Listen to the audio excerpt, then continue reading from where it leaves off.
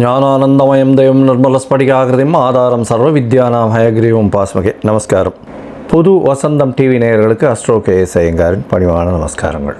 வார பலன் 22/4/2024 28/4/2024 வரை உண்டான வாரத்திற்கு மேஷம் முதல் மீனம் வரை என்னென்ன பலன்கள் அப்படின்றத பார்ப்போம். முதல்ல இந்த வாரத்தினுடைய கோல்சாரம் என்ன, இந்த வாரத்தில் வரக்கூடிய விசேஷ நாட்கள் என்ன அப்படின்றத பார்ப்போம். அதற்கு பிறகு இந்த வாரத்தில் எந்தெந்த ராசிக்காரர்களுக்கு சந்திராஷ்டம நாட்கள்ன்றதை பார்ப்போம். இந்த வாரத்தின் கோல்சாரம் அப்படின்னு எடுத்தோமேனா காலபுருஷ தத்துவத்தின் முதல் ராசியான மேஷ ராசியில் குரு பகவானும் சூரிய பகவானும் இருக்கிறார்.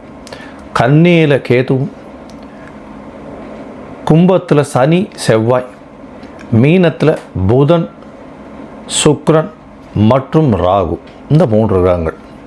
சந்திர பகவான் அதிவேகமாக செல்லக்கூடியவர். இந்த வாரத்தில் பார்த்தேனால் இந்த வாரத்தில் ஹஸ்த நட்சத்திரம், அதாவது கன்னியா ராசியிலிருந்து மூல நட்சத்திரம் வரலும் போகிறார், அதாவது தனுசு ராசி வரலும் போகிறார். இந்த வாரத்தில் வரக்கூடிய பெயர்ச்சிகள் அப்படின்னு சொல்லக்கூடியது பார்த்தேனால் 22ஆம் தேதி அன்றைக்கே செவ்வாய் கும்பராசியிலிருந்து மீன ராசிக்கும், 25ஆம் தேதி அன்றைக்கி சுக்கிர பகவான் மீன ராசியிலிருந்து மேஷ ராசிக்கும் போகிறான். இது இந்த வாரத்தினுடைய கோல்சாரம். இந்த வாரத்தில் வரக்கூடிய விசேஷ நாட்கள் அப்படின்னு பார்த்தோமே ஆனால் 23ஆம் தேதி, அதாவது செவ்வாய்க்கிழமை அன்னைக்கு பௌர்ணமி. இந்த பௌர்ணமியினுடைய விசேஷம் கள்ளழகர் ஆற்றுல இறங்கிறது பெரிய விசேஷம். அதாவது மதுரை மாநகரமே மிகப்பெரிய விழாக்கோலம் பூண்டு இருக்கக்கூடிய காலகட்டம். தண்ணி ஒருத்தருக்கு ஒருத்தர் பீச்சி அடிக்கிறதும் கள்ளழகர் ஆற்றுல இறங்கிறது பெரிய விசேஷமாக கொண்டாடப்படுறது. மீனாட்சி சுந்தரேஸ்வரர் கல்யாணத்தை போய் பார்க்குறதுக்கு போகக்கூடிய கள்ளழகர் ஆற்றுல இறங்கி போகிறார். அது தவிர பௌர்ணமி அன்னைக்கு வாஸ்து நாள் அப்படின்னு சொல்லக்கூடியது. வாஸ்து புருஷன் கண் விழிக்கும் நாள். கார்த்தால 8:04 8 மணி 4 நிமிஷத்துலேருந்து 9:34, அதாவது 1.5 மணி நேரம் 90 நிமிஷம் இருக்கக்கூடிய காலகட்டம். வாஸ்து புருஷன் கண் விழிக்கும் நேரத்தை வாஸ்து நாள் அப்படின்னு சொல்லக்கூடியது. இந்த நாளில் எந்த விதமான தோஷமும் இன்றி நீங்கள் மனை பூஜை செய்கிறது, அதை தவிர வாசக்கால் நடுறது, குளம் வெட்டுறது, கிணறு வெட்டுறது, வாசல் பந்தல் போடுறது, புது மனை கிரகப்பிரவேசம் பண்ணுறது, அதை தவிர மனைக்கு அடுகோல் ஊன்றது, அதை தவிர பில்டிங் கட்டுறதுக்கு புதுசாக கையெழுத்து போட்டுக்கிறது, இதெல்லாம் இந்த 23ஆம் தேதியான செவ்வாய்க்கிழமை காலை 8 மணி 4 நிமிஷத்துலேருந்து 9 மணி 34 நிமிஷம் வரலும் இருக்கக்கூடிய வாஸ்து புருஷன் கண் விழிக்கும் நாளில் பண்ணலாம். அதுவும் எந்த நேரத்தில் பண்ணலாம் இந்த 90 நிமிஷத்துலையும் அப்படின்னு பார்த்தோம்னா 5ஆக பிரிச்சிருக்கா. இது 18 நிமிஷமாக பிரிச்சிருக்கா. வாஸ்து புருஷன் கண் விழித்து தன்னுடைய அதாவது காலை கடன்களை முடிக்கக்கூடியது முதல் 18 நிமிஷம். அதுக்கப்புறம் ஸ்நானம் பண்ணுறார், அதுக்கப்புறம் பூஜை பண்ணுறார், சாமிக்கு பூஜை பண்ணுறது, அதற்கு பிறகு போஜனம் செய்தல், அதற்கு பிறகு தாம்பூலம் தரித்தல். இந்த போஜனம் செய்யும் காலகட்டத்திலும் தாம்பூலம் தரிக்கும் காலகட்டத்திலும், அதாவது கடைசி 36 நிமிஷம், அதாவது 8:52 9:34 வரலும் இருக்கக்கூடிய நேரத்தில் இந்த வாஸ்துக்கு உண்டான பூஜைகளை பண்ணுவீர்களே ஆனால் அந்த காரியம் நிச்சயமாக, அந்த வீடு நிச்சயமாக நல்ல ஒரு ஏற்றத்தையும், அதாவது கடக்கால் போட்டு ஆரம்பிக்கிறீங்க ஒரு வேலையை அப்படின்னா அது நிச்சயமாக நல்லபடியாக முடியக்கூடிய வாய்ப்புகள் நிச்சயமாக உண்டு. இந்த வாரத்தில் பார்த்தாலேயானால் 24ஆம் தேதி அன்றைக்கி திரிதினஸ்பிறகு அப்படின்னு போட்டிருக்கும். அதாவது ஒரே ஒரு திதி 3 நாட்கள் வர்றது, இல்லைன்னா 3 திதி 1 நாட்களில் வர்றது திரிதினஸ்பிறகுன்னு சொல்லக்கூடியது. அது கரிநாள்னு சொல்லுவாள். இன்றைக்கி 24ஆம் தேதி அன்றைக்கி பிரதமை திதி 3 நாட்கள் வருது. அதாவது முதல் நாள்லேயே பிரதமை ஆரம்பிச்சுடுறது. சூரியன் உதயத்துக்கு முன்னாடியே பிரதமம் ஆரம்பிச்சுடுறது. சூரியன் உதித்து 60 நாழிகையும் இருக்குது. அதுக்கு அடுத்த நாளில் 1 நாழிகை 2 நாழிகையும் இருக்குது. அதனால் 3 நாள் கணக்கு வர்றதுனால திரிதினஸ்பிறகுன்னு பேர். இந்த நாளில் 24ஆம் தேதி அன்றைக்கி கரிநாள்னு போட்டிருக்கும். எந்த ஒரு சுப காரியங்களும் பண்ணாமல் இருக்கிறது நல்லது. இந்த வாரத்தில் பார்த்தேனால் 27/4/2024 சதுர்த்தி, சங்கட ஹர சதுர்த்தி, அதாவது தேய்பிறை 4ஆம் நாள். அதாவது வளர்பிறையிலும் தேய்பிறையிலும் வரக்கூடிய 4ஆம் நாள் வந்து சதுர்த்தின்னு விநாயகருக்கு மிகப்பெரிய விசேஷம். இதில் தேய்பிறையில் வந்து சங்கடங்களை போக்கக்கூடியது, வளர்பிறையில் வர சதுர்த்தின்னு சொல்லக்கூடியது. வளர்பிறையில் அதாவது இப்போ தேய்பிறை போகிறதுனால தேய்பிறை 4ஆம் நாள்ன்றதால சங்கடங்களை போக்குறதுக்கு வேண்டிக்கிறது, தங்களுடைய கஷ்டங்கள் போக்குறது வேண்டிக்கிறது, எல்லா விஷயங்களும் சொல்கிறத வந்து சங்கட ஹர சதுர்த்தி அப்படின்னு சொல்லுவாள். பிள்ளையார் கோயிலுக்கு போயிட்டு ஒரு 9 பிரதட்சணம் பண்ணிவிட்டு தோப்பு கண்ணம் போட்டு ஒரு தேங்காய் உடைச்சிட்டு வர்றதன் மூலியமாக உங்களுக்கு உண்டான எல்லா விதமான பிரச்சனைகளும் போகும்.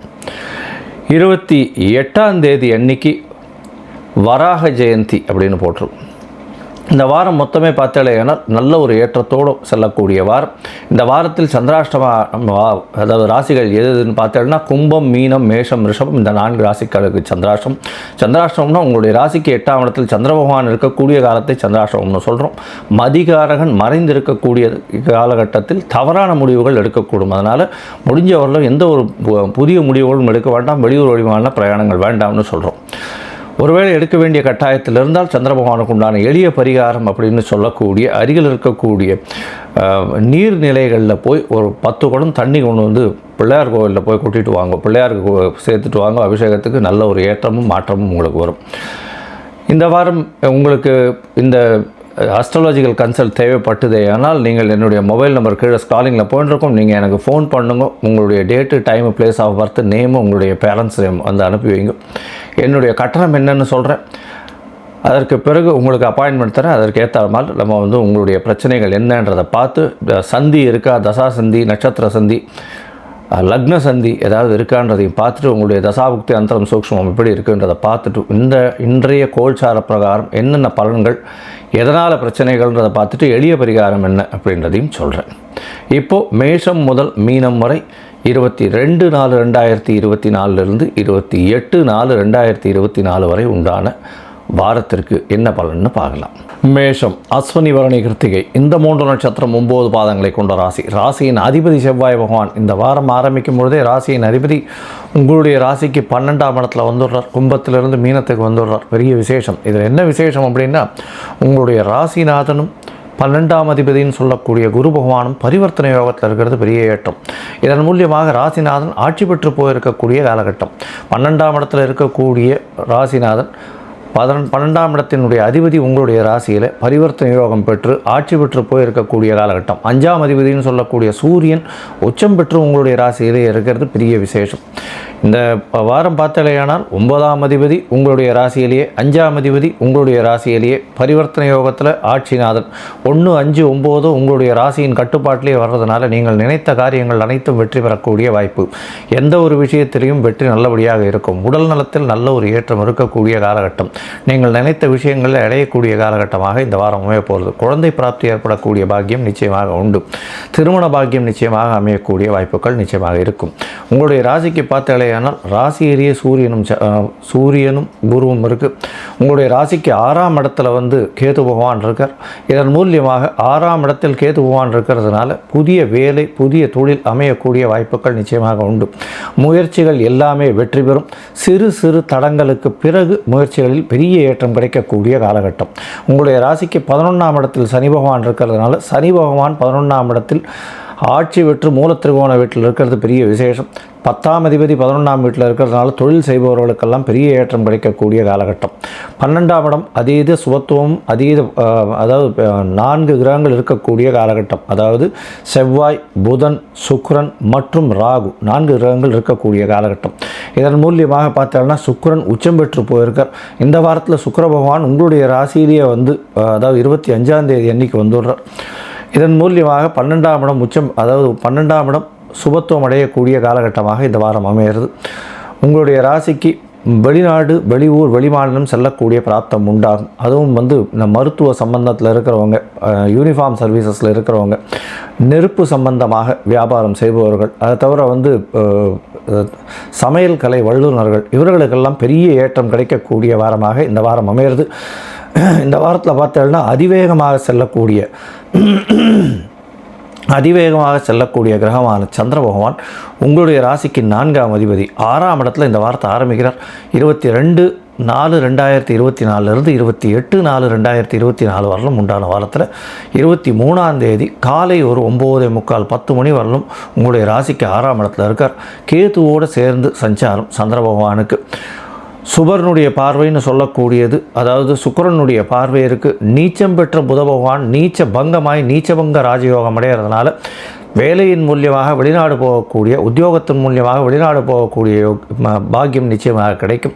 உங்களுடைய ராசிக்கு பார்த்தாலேயானால் செவ்வாயினுடைய பார்வை நேரடியாக சந்திர பகவான் மேலே விழுறதுனால சந்திரன் அதாவது செவ்வாய் சந்திரன் யோகம், அதாவது சந்திர மங்கள யோகம்னு சொல்லக்கூடிய யோகம் வருது. இதன் மூலியமாக புதிய கடன் வாங்கக்கூடிய பாக்கியம் உண்டு. புதிய கடனும் புதிய வீடு மனை வாங்கக்கூடிய பாக்கியம் இந்த வாரம் உங்களுக்கு வரும். உங்களுடைய ராசிக்கு பார்த்தோம்னா 7ஆம் இடத்துல சந்திர பகவான் வரார். சந்திர பகவான் 7ஆம் இடத்துல 25ஆம் தேதி மாலை ஒரு 7:30 மணி வரலாம் இருக்கார். இந்த காலகட்டத்தில் குருச்சந்திர யோகம் அமைகிறது. 7ஆம் இடத்துல சந்திர பகவான் வரார். சந்திர பகவானுக்கு வீடு கொடுத்தவர் உங்களுடைய ராசிக்கு 12ஆம் இடத்துல உச்சம் பெற்று போயிருக்கக்கூடிய காலகட்டமாக இருக்குது. இந்த வாரம் பார்த்தோம்னா 25ஆம் தேதி உங்களுடைய ராசியிலேயே அதாவது சந்திர பகவான் ராசியிலேயே சுக்கிர பகவான் வரார். 7ஆம் இடத்துல இருக்கக்கூடிய சந்திர பகவான் 23ஆம் தேதியிலிருந்து 25ஆம் தேதி மாலை ஒரு 7:45 மணி வரலும் இருக்கக்கூடிய காலகட்டம். திருமண பாக்கியம் ஏற்படக்கூடிய பாக்கியம் உண்டு. எதிர்பாலினத்தவர் மூலியமாக நல்ல ஒரு ஏற்றம், நண்பர்கள் மூலியமாக நல்ல ஒரு வரவேற்பு, நல்ல ஒரு ஏற்றம், அதாவது வெளியூர் வெளிமாநிலம் சுற்றுலா செல்லக்கூடிய பாக்கியம் உண்டு. இதை தவிர உங்களுடைய ராசிக்கு பார்ட்னர்ஷிப் கன்சர்னில் பெரிய ஏற்றம் கிடைக்கும்.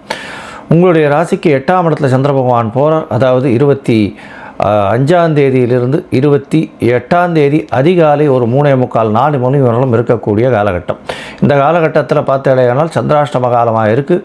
சந்திராஷ்டம காலமாக இருக்கிறதுனால புதிய முயற்சிகள் வேண்டாம், வெளியூர் வெளிமாநில பிரயாணம் வேண்டாம்னு சொல்கிறோம். ஒரு வேளை நீங்கள் செய்ய வேண்டிய கட்டாயம் இருந்ததுன்னா சந்திர பகவானுக்கு உண்டான எளிய பரிகாரம் அப்படின்னு சொல்லக்கூடியது செஞ்சுட்டு அதற்கப்புறம் நீங்கள் பண்ணுறதன் மூலியமாக சந்திராஷ்டமத்தின் தாக்கம் நிச்சயமாக குறையும்.